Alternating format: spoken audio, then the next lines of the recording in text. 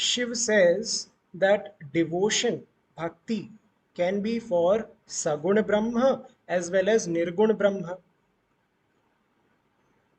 एक इंटरेस्टिंग बात यहाँ पे कही गई। जनरली हम यही पढ़ते आए हैं कि भक्ति केवल सगुण के लिए होती है, सगुण का पर्पज ही ये है कि आप भक्ति कर सकें। तो ये निर्गुण भक्ति कौन सी होती है?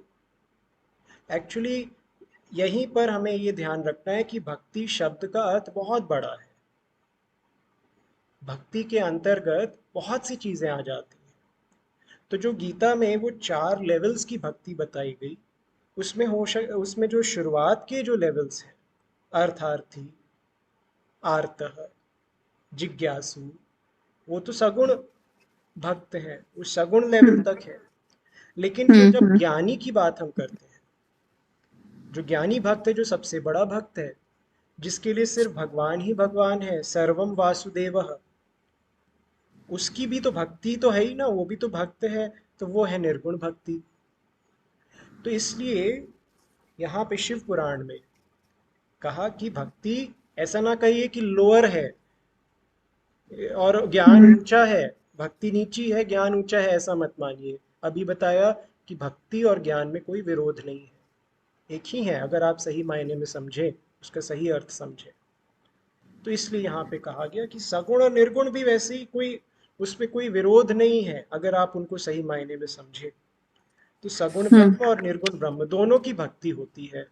Now both kinds of devotion has 9 forms, navadha bhakti. अब इसको हम बहुत ब्रीफली यहाँ देखेंगे, आप उसको फिर, मैं आपको सेक्शन बताऊंगा, पुराण में आप पढ़िएगा। Let's look at the 9 forms of bhakti. They are in a certain order. Hmm. First is shravanam. श्रवण का मतलब होता है सुनना, to listen. So what do you listen to? You listen to the Gita, the Puranas, the Upanishads, all these scriptures, you listen to them. Either you may listen to the stories in the Puranas, or you may listen to the abstract knowledge of the Upanishads and the Puranas and the Gita. Okay, तो जो आपका inclination है, जो आपका bent of mind है, आप उस तरह का श्रवण करिए, लेकिन कुछ श्रवण तो करना ही होगा। उस वो श्रवण भी भक्ति है, वो पहला स्टेप है भक्ति का। क्यों? क्योंकि उससे आपके अंदर एक सरेंडर डेवलप होना शुरू होता है। उससे आप समझते हैं कि भगवान कौन है, जीव क्या है, जगत क्या है, इन सब का आपस में कनेक्शन क्या है, रिलेशन क्या है, कैसे भगवान ही सबका एसेंस है। ये सब चीज़ें आप श्रवण से समझते हैं।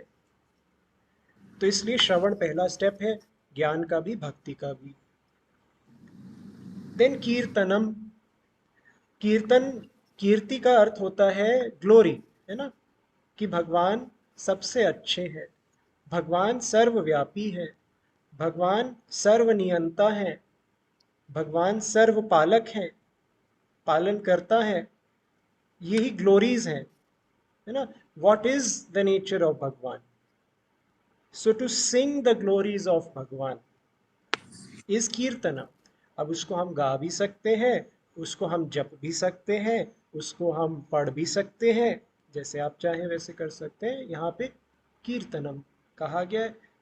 खास करके जो सिंगिंग का मीडियम है, म्यूज़िक का मीडियम है, सॉन्ग्स का मीडियम है, वो हमारे स्क्रिप्चर्स ने ज़्यादा इम्पॉर्टेंट माना है। और उसका अपना एक बेनिफिट है और अपना एक अपनी एक ब्यूटी है। हमारे ज़्यादातर सभी स्क्रिप्चर्स पोएटिक फॉर्म में, ये शिव पुराण भी पोएट्री फॉर्म में है, श्लोकों में है ना। तो इसलिए पोएट्री में जो बातें कही जाती है, वो प्रोज में नहीं कही जा सकती। पोएट्री में अपनी एक डेप्थ है। तो इसलिए कीर्तनम। स्मरणम। Smaranam is thinking, contemplating, reflecting about Bhagwan, about Shiva. You constantly think, okay, this is how things are, this is the nature of reality, so you contemplate over it. Sevanam. Sevanam is serving Bhagwan through body and mind. Now, this service can be of many different types. You do seva if you have Bhagwan installed in your home, then you have to do seva from morning till night in a physical form. And Hmm. yeah, like since you are staying abroad and many people live abroad, so there may be आप लोग नहीं इतना possible हो पाता है, तो in your mind, in your heart, you remember Bhagwan, you serve Bhagwan mentally, so that is also sevanam, है ना. सेवा एंड सेवनम, ये इसमें बड़ा एक इंटरेस्टिंग सा एक बारीक सा अंतर भी है. एक तो सेवा होती है सर्विस, और सेवन होता है टू एक्सेप्ट, एक्सेप्टेंस, है ना. तो वो sevanam has both the meanings, service also, acceptance also.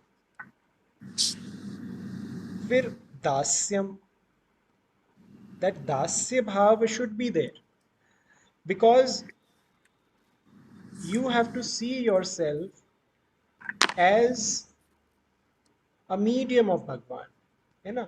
अगर हम अपने आप को ही राजा मानेंगे तो अहंकार बढ़ेगा, ईगो बढ़ेगी, फिर वो भक्ति नहीं रहेगी, है ना. राजा तो एक ही है और वो है भगवान.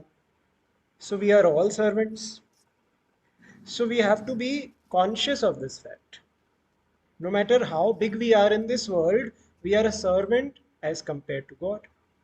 So we have to be always aware of this fact. This is dasya bhav. And if you are das, then you have to do what pleases your master. So all you do every day in your life, whether professionally, socially, family duties, whatever you do them in a manner which pleases Bhagavan. So you follow dharma. That is dasya bhav. Then archanam.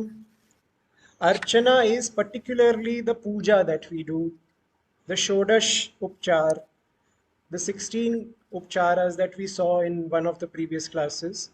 So, worshipping Shiva with the rites and the rituals, that is also part of bhakti. It is an expression of your inner devotion. You have to express that inner devotion through some physical activity. है ना. आपके पास इतना पैसा है, इतने सारे साधन है, तो आप भगवान को अच्छा अच्छा ऑफर नहीं करेंगे. वो तो एक नेचुरल है, तो वो आपको नेचुरली वो करना ही चाहिए.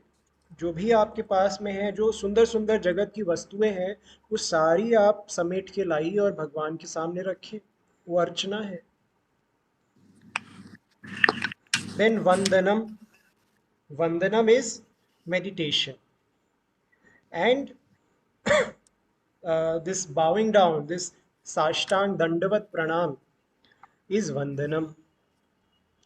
Okay, physically you do Dandavat Pranam. Mentally you do meditation, Upasana, Dhyan.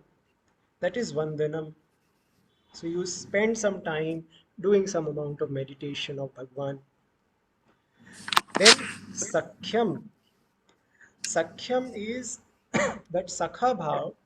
Sakha Bhav is the bonhomie, the friendliness with Bhagwan. But what kind of Sakhyam is it? It means that you accept all life situations as good done by Bhagwan. जो हमने प्रसाद बुद्धि पढ़ी थी गीता में, Vedanta classes में भी पढ़ी थी, ईश्वर प्रसाद बुद्धि, वही है ये सख्यम. मीन्स कि अच्छा हो रहा है या बुरा हो रहा है, भला हो रहा है या बुरा हो रहा है, ये तो हमारी सोच है. We are thinking in that way. भगवान की तरफ से तो सब अच्छा ही हो रहा है, right. So all the highs and the lows of life we have to accept gracefully like Ishwar prasad. This is sakhya bhav. And then finally आत्मसमर्पणम, आत्म अर्पणम. यहाँ पे देखिए भक्ति और ज्ञान बिल्कुल एक हो जाता है. आत्मार्पणम मतलब, atmarpanam means you surrender yourself. What do you surrender? This body, this mind, the ego, everything, this is not you. All that is there is Bhagwan. This is Samarpanam.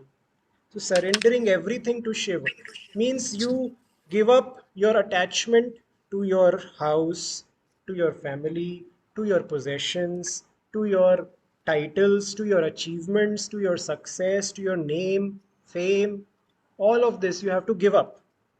Either you give it up physically or you give it up mentally. That is up to you, how far you can do that. But you have to give it up and accept Bhagwan as the only reality. This is Atmarpan. So आप देखिए, भक्ति और ज्ञान एक हो जाता है यहाँ पे आके. दिस इज नवधा भक्ति.